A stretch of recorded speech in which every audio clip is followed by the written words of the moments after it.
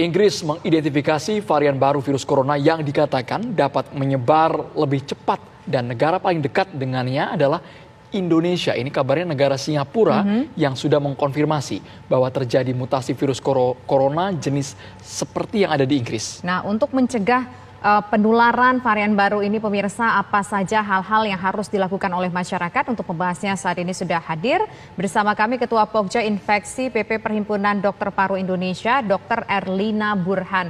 Assalamualaikum Dr. Erlina.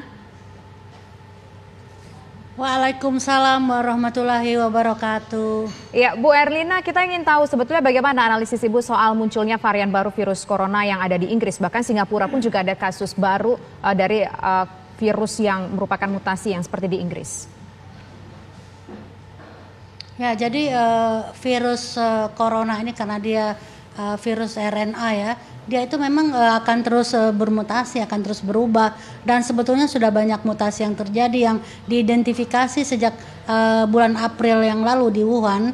Yang cukup terkenal adalah mutasi yang disebut D614G. Nah, tapi kan sekarang mutasinya baru lagi. Ya, jadi yang ini perlu kita waspadai karena dikatakan virus-virus yang bermutasi ini itu implikasi klinisnya adalah lebih mudah menular. Nah, sekarang kita bayangkan di Indonesia saat ini kasus-kasus COVID ini terus meningkat. Nah, saya akan menjadi sangat khawatir, negara pasti khawatir kalau sampai varian virus ini masuk ke Indonesia, maka bisa dibayangkan berapa banyak lagi orang yang akan tertular. Sementara dengan kondisi sekarang saja hampir semua rumah sakit sudah penuh. Jadi memang harus ada upaya-upaya pencegahan dari pemerintah dan masyarakat agar jangan sampai virus ini masuk. Virus ini masuk nggak datang sendirian. Dia itu datang dibawa oleh manusia. Jadi saya setuju kalau pemerintah Indonesia melakukan namanya restriksi atau pembatasan penerbangan dari Inggris ataupun ke Inggris agar supaya tidak terjadi pemindahan virus yang dibawa oleh orang-orang yang datang dari negara-negara yang terjangkit. Sekarang kan Inggris, tapi sebetulnya juga sudah banyak negara yang melaporkan, ada Belanda, ada Belgia, Afrika Selatan, Israel, dan yang kita tahu terakhir Singapura. Barangkali juga penerbangan dari Singapura harus kita pertimbangkan juga untuk dilakukan pembatasan ya, sampai kita bisa menemukan cara yang terbaik begitu, karena ini akan mahal sekali ongkosnya kalau sampai varian virus yang sudah bermutasi yang baru ini masuk ke Indonesia.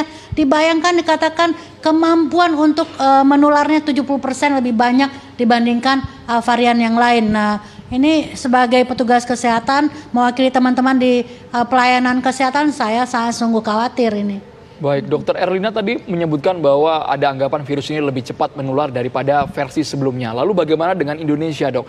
Kalau memang seberapa ganas, sedangkan kita sekarang tinggal menunggu vaksin jenis Sinovac yang akan disuntikan kepada bangsa Indonesia, seperti apa dokter melihatnya?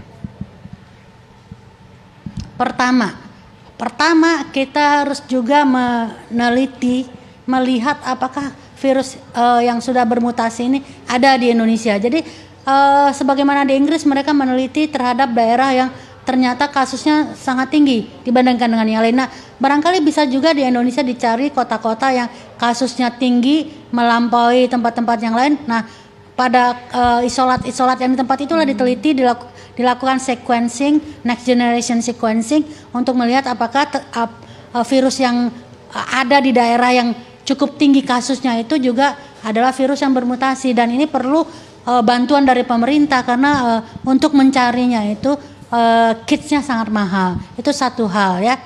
Kedua, ini sebetulnya belum dilaporkan ada hubungannya dengan keparahan penyakit. Baru dikatakan tingkat penularannya tinggi, tapi tidak ada hubungannya dengan keparahan penyakit. Nah, kemudian tentang vaksin.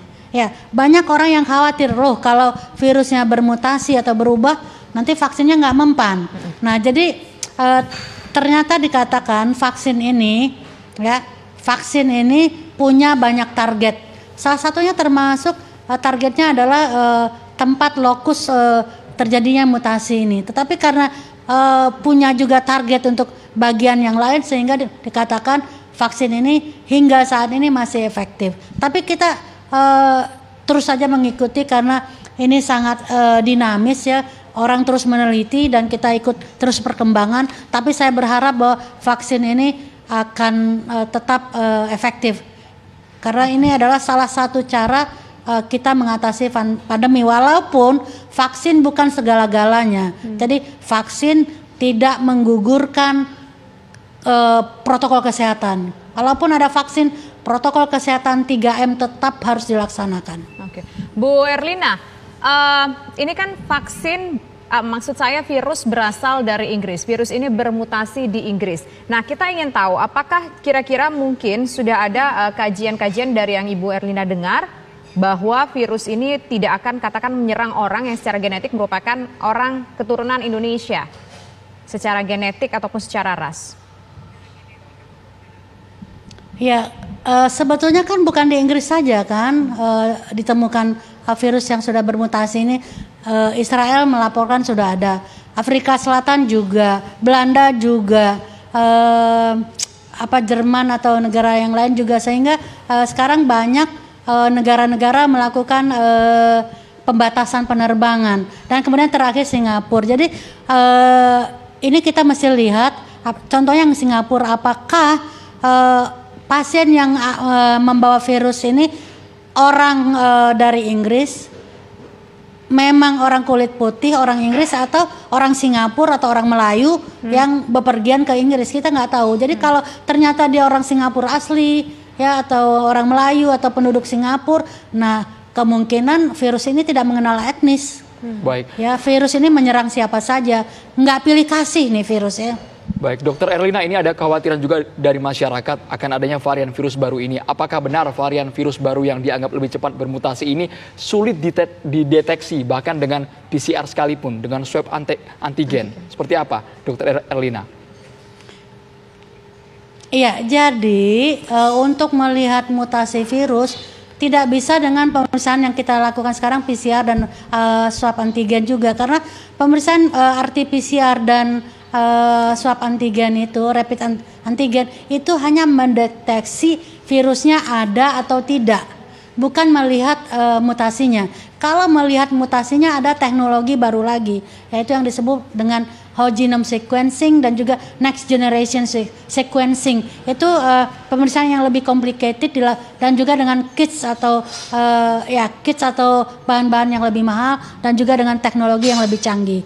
Oke. Jadi bukan dilakukan sehari-hari. Oke. Ya. Ibu Erlina, terakhir, dengan adanya ancaman bahwa virus baru ini yang bisa saja dibawa orang dari mancanegara begitu ke Indonesia, apa yang harus kemudian menjadi perhatian masyarakat Indonesia, Bu Erlina? Ya, saya kira bahwa prinsip melaksanakan protokol kesehatan itu tetap harus dijalankan. Kenapa? Jadi walaupun virusnya bermutasi atau tidak bermutasi, dia tidak akan menularkan kita kalau kita melindungi diri kita dengan itu tadi, memakai masker, mencuci tangan, menjaga jarak.